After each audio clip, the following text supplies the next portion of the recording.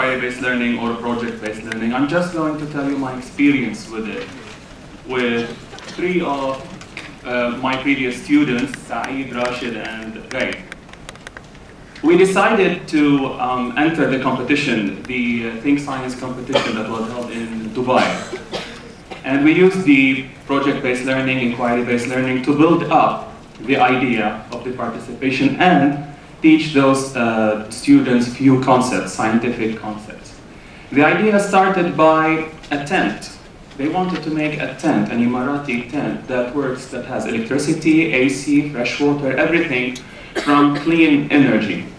And my job in using the inquiry-based learning is just to focus their attention through popping up some questions, make them search more.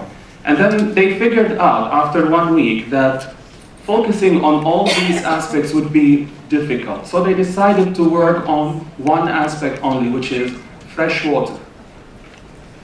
Water desalination came into mind, and they were telling me, why don't we use the concave mirrors in order to focus heat on water and then have evaporation, then we get clean water. It was a nice hypothesis. Using the principle of concave mirrors, a suitable amount of heat can be provided to start desalination. And they even came up with a design, because when the water starts to evaporate, they need to collect this clean water, and they suggested that this pyramid might do the job. Then we moved up to the testing, and they used their information about using dark objects to absorb energy and then using a concave mirror to focus the light on it, but the results were not as expected. So they went back and revised their hypothesis again. What was missing? Is heat the only factor? They found the following concept. We had a jar with water, and we were able to take off the air from the jar to make it vacuum. And after that, the water will start boiling at room temperature. As you can see, it was boiling at room temperature. Then they came and asked, like, how can we adjust that? Because if the container is made up of glass, and we take all this vacuum inside, it might crack. It won't actually work. So themselves, students started to think of a design.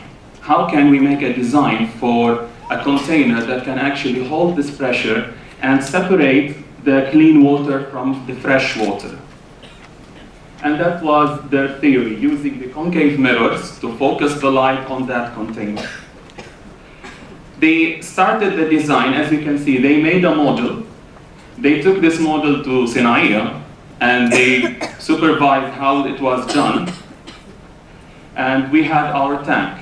And then it became the testing and data analysis.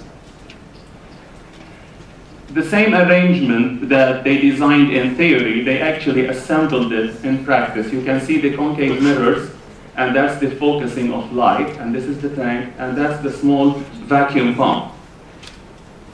And we had very nice results after that. You can see here, this is the water. We add to it some food coloring and some stuff, and we entered and we put it inside the tank. And after the process, we could get the result after that. And you can see it's becoming more and more clean. This was the result before and after. So practically what we did with those students, I did not Saturdays the whole year. And all the research was done by the students themselves. We just sat there and discussed. An important thing also, inquiry-based learning and project-based learning is not only for children or grade 1 and grade 12. Even teachers in our CICTP sessions, they enjoy inquiry-based learning. They work with it, they enjoy the steps of it, and then they go and hopefully they are applying it in their classrooms. Thank you very much. I hope this was beneficial for everybody.